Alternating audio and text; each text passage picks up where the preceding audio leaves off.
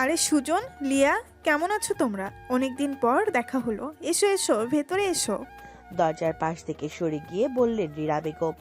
লিয়া বাসার ভিতরে গিয়ে প্রবেশ করতে করতে বলল, আমি ভালো আছি আন্টি, বাট সুজানেরটা জানি না। আপনি কেমন আছেন?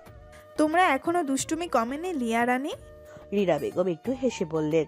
লিয়া মাথা চুলকে বলল, এটা আমার জন্মগত রোগ আন্টি, এটা কি ছেড়ে দেওয়া যায়? এখন বলুন, সকালে কি নাস্তা বানিয়েছেন? আপনার হাতে রান্না খাবো বলে সেই লন্ডন থেকে আমি ছুটে এসেছি। হয়েছে, আর পাম দিতে হবে না। আমি ভালো করেই জানি তুমি কেমন। এর আগের বার কত করে বল, লিয়া একটা দিন থেকে যাও আমাদের বাসায়। কই, তখন তো আমার কথা শুনলে না।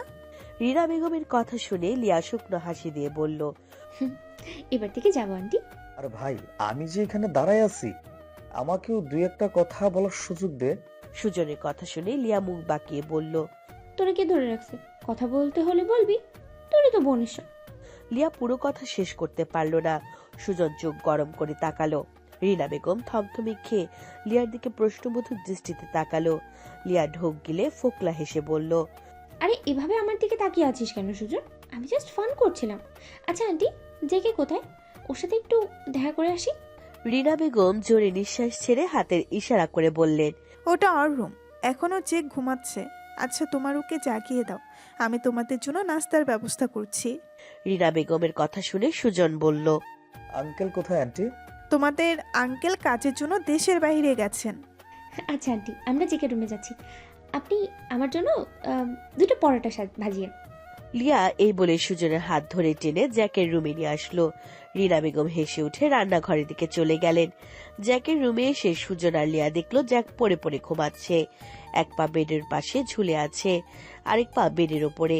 গায়ের কম্বল এলোমেলো হয়ে পড়ে আছে জ্যাকের গায়ের ওপরে।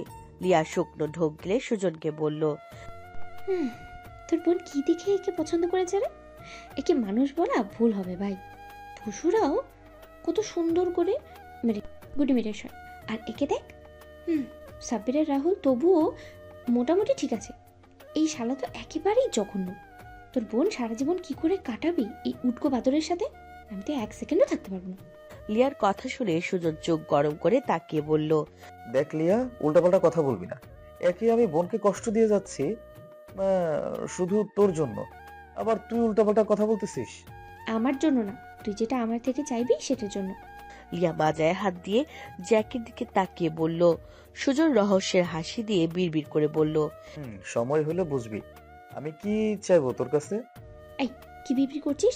আগে কাজ শেষ কর, তারপরে যত কথা। এখন ফোনের লক্ষ্য লাগে তাড়াতাড়ি। জ্যাকের মাথার পাশ থেকে ফোন হাতে নিয়ে সুজনের দিকে বাড়িয়ে বলল লিয়া। সুজন ভ্রু কুঞ্চন করে লিয়ার হাত থেকে ফোন নিল। এরপর জ্যাকের হাতের ফিঙ্গারপ্রিন্ট ট্রাই করলো, কিন্তু হলো না। ওই লিয়া, হচ্ছে না, ফোনের লক খুলতেছে না। সুজনের কথা শুনে লিয়া ভাবনার মাঝে পড়ে গেল। কিছুক্ষণ এদিক ওদিক হেঁটে লিয়া বলল, পায়ের ফিঙ্গারপ্রিন্ট দিয়ে চেষ্টা কর। ওই বলে লিয়া দাঁত দিয়ে হাতের নখ কাটতে লাগলো। সুজন লিয়ার কথা মতো চেষ্টা করলো। বাহ, সফলও হলো। লিয়া খুশিতে লাফিয়ে উঠে বলল, দেখলি আমার বুদ্ধি? জেকে বাবাজের বুদ্ধি থেকে কম নাকি আমার বুদ্ধি? নে এবার ফটো তো। এই বলে লিয়া সাবধানে বেডের উপরে উঠে জ্যাকের পাশে শুয়ে পড়ল। সুজন ক্লিক ক্লিক করে ফটো তুলে হোয়াটসঅ্যাপে তার বোনের নাম্বারে পাঠিয়ে দিল। এরপর লিয়া সহ জ্যাকের রুম থেকে বেরিয়ে আসলো। ডাইনিং টেবিলে বসে লিয়া সুজনকে বলল, তোর কি মনে হয় তোর বোন এখন ঘুম থেকে উঠে গেছে? কেন, তোর কি ভয় হচ্ছে? আর ভয় পাইস না, আমার বোন ঘুম থেকে আরো 1 ঘন্টা পরে উঠবে। ততক্ষণে নাস্তা শেষ করে এখান থেকে হাওয়া হয়ে যাব, তোর ভয় নাই। লিয়ার কথা শুনে হেসে উঠে বলল সুজন। লিয়া হাতের আঙ্গুলগুলো এলোমেলো ভাবে ডাইনিং টেবিলের উপর দাঁড়িয়ে জ্যাকের রুমের দিকে তাকিয়ে বলল, বাঘের গুহায় বসে আছি ভয়, আর তুই বলছিস ভয় পাবো না? হ্যাঁ, কাজও তো থাবা খাওয়ার মতোই করেছে তাই না? একবার বাঘ ঘুম থেকে জেগে উঠলে না, থাবা নিশ্চয়ই মারবে। লিয়ার কথা শুনে সুজন হেসে উঠল। রিনা বেগম এসে নাস্তা দিয়ে গেল সুজন আর লিয়াকে। নাস্তা শেষ করে রিনা বেগমের কাছ থেকে বিদায় নিয়ে জ্যাকের বাসা থেকে বেরিয়ে আসলো লিয়া আর সুজন। বাসা থেকে বেরিয়ে লিয়া স্বস্তির নিঃশ্বাস ছেড়ে সুজনের দিকে তাকিয়ে ক্যাবলা হাসি দিয়ে বলল, বাঁচলাম ভাই, এবার রাশেদের পালা। চল রাশেদের বাসায়। লিয়ার কথা শুনে সুজন বলল, লাভ নাই, লাভ নাই, ওই শালাও আমার মতো সিঙ্গেল। তবে এখানে একজনের জন্য আসছে ও। মূলত ও মানে ওর জন্যই আর কি আমাদের এখানে আসা আর কি। না হলে আরো কয়েকদিন পর আসতাম। তাহলে এখানে দাঁড়িয়ে থেকে লাভ নেই, বাঘের গুহার সামনে দাঁড়িয়ে থেকে কি লাভ? চল পালাই এবার। সুজনকে টেনে বাইকের উপরে বসতে বলল লিয়া। সুজন বাইকের উপরে বসতেই লিয়াও পেছনে উঠে বসলো। অতপর পালানোর পালা। ফোন বেজে চলেছে তো চলছেই, কিন্তু জ্যাকের কোনো হুঁশ নেই। রিনা বেগম বকতে বকতে জ্যাকের রুমে আসলেন। এরপর 2-3টা চড় মেরে জ্যাককে ঘুম থেকে তুলে ফোন ধরতে বললেন। জ্যাক সকাল সকাল রিনা বেগমের এমন রিয়াক্ট হজম করে ফোন রিসিভ করে কানে ধরল। ওই স্যারের বাচ্চা, আমি কোন দিক দিয়ে দেখতে খারাপ ছিলাম রে, যে আমার সাথে এমন করলি? তুই কি ভুল করেছি আমি, যার জন্য এমন করলি আমার সাথে? খুন করব তোকে আমি, ছাড়বো না কাউকে। তোর রক্ত চুষে খেয়ে তবেই আমি মরবো, বাঁচতে দেব না তোকে। আমি আসছি বাংলাদেশে, তুই মরার জন্য তৈরি থাক ছাড়া। আর তোর সাথে যে ডাইনি আছে ওকে বলে দিস আমি আসছি ওকে বেধবা করতে। কামড়ে ঘাট থেকে মাথা আলাদা করে দেব তোর। আমি আসছি। কান্না করতে করতে রাগে থরথর করে কাঁপতে কাঁপতে কথাগুলো বলে কল কেটে দিল সাথী। জ্যাক হাবলার মতো বসে রইল, কিছুই বুঝতে পারলো না সে। কিছুক্ষণ পর হোয়াটসঅ্যাপের টুং আওয়াজ হলো। জ্যাক হোয়াটসঅ্যাপে ঢুকে মাথায় হাত দিয়ে ফেললো। মুহূর্তের মধ্যে সব ঘুম হারাম হয়ে গেল জ্যাকের। তাড়াতাড়ি বেড থেকে নেমে রিনা বেগমের কাছে এসে জ্যাক জিজ্ঞেস করলো, মম, লিয়া কি এখানে আসছিল? আসছিল, এসে নাস্তাও করে গেছে। তুই তো পড়ে পড়ে ঘুমাচ্ছিলি। রিনা বেগমের কথা শুনে জ্যাক চিৎকার করে বলে উঠলো, তুমি ওকে বাসার মধ্যে ঢুকতে দিলে কেন মম? এখন আমার কি হবে? এবার আমার আর রেহাই নেই। সিঙ্গেল লাভ আমার মার্ডার হলো রে, আর শান্তিতে বাঁচতে পারবো না। লিয়ার আর বাচ্চা। এই বলে হনহনিয়ে আবার নিজের রুমে চলে আসলো জ্যাক। রিনা বেগম কেঁপে উঠে চুপসে গেলেন। পার্কের মধ্যে বেঞ্চের উপরে বসে ফুচকা খাচ্ছে লিয়া। সুজন পাশে বসে বাদামের খোসা ছিলে খাচ্ছে। লিয়া একটা ফুচকা মুখে পড়ে চোখ বুজে বলল, সেই রকমের ফিলিংস সুজন, মিস করছিলাম অনেকটাকে। আমার টেনশনে মাথা ফাইটে যাইতেছে, আর উনি ফুচকার ফিলিংস এর মজা নিতেছে রে। সুজন বাদাম চিবোতে চিবোতে একজোড়া কাপড়ের দিকে তাকিয়ে বিড়বিড় করে বলল। তবে লিয়ার কানে কথাটা পৌঁছে গেল। লিয়ার চোখ খুলে সুজনের দিকে এক পলক তাকালো।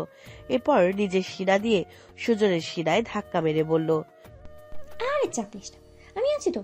শুধু এতে থেকে কয়েকদিন লুকিয়ে চলতে হবে, কয়েকদিন পরে সব ঠিক হয়ে যাবে। কথাটা শেষ করে আরেকটা ফুচকা মুখে পড়ে নিল লিয়া। সুজন অসহায় দৃষ্টিতে তাকালো লিয়ার দিকে। হঠাৎ সুজনের ফোনে টুংটুং শব্দ হলো কয়েকটা। সুজন ফোন হাতে নিয়ে দেখলো কয়েকটা মেসেজ আসছে হোয়াটসঅ্যাপে। সুজন হোয়াটসঅ্যাপে প্রবেশ করার আগে কল আসলো। সুজন চোখ গোল গোল করে ফোনের স্ক্রিনে তাকালো। সাথী নামটা স্পষ্ট জলজল করছে ফোনের স্ক্রিনে। লিয়া আর চোখে ফোনের দিকে একবার তাকিয়ে মুচকি হেসে বলল, তোর বোন ফোন করেছে, এভাবে তাকিয়ে থাকার কিছু নেই, কল রিসিভ কর। আর হ্যাঁ, লাউড স্পিকারে দে, শুনি তোর বোনের রিয়াকশন। লিয়ার কথা শুনে সুজন আবার অসহায় দৃষ্টিতে তাকালো লিয়ার দিকে। এরপর আবার ফোনের দিকে তাকিয়ে আমতা আমতা করে কল রিসিভ করলো। সাথে সাথে সাথীর কান্না ভেসে এলো। সুজন নিজেকে স্বাভাবিক রাখার চেষ্টা করে বলল, কি কি হয়েছে সাথী? কান্না করছিস কেন? সুজন কিছুটা আমতা আমতা করে বলে। সাথী হেঁচকি তুলে বলল, আমার সব শেষ দা ভাই। যে আমাকে ধোকা দিয়েছে, আমার সাথে প্রতারণা করেছে সে দা ভাই। কিন্তু তুমি তো বাংলাদেশে, ওকে কিছু বললে না তুমি? তোমার তো সব জানার কথা, তোমাকে বাধা দাওনি? তোমার না বন্ধু সে? সাথীর কথা শুনে সুজন কি বলবে বুঝতে পারছে না। না মানে সুজনের এমন আমতা আমতা কথা সাথীর গায়ে লাগলো। সাথী হেঁচকি তুলে চিৎকার করে বলল, বুঝাচ্ছি আমি, তুমিও এর সাথে যুক্ত। নিজের বন্ধু তো, তাই কিছু বলবে না এখন, সমস্যা নেই।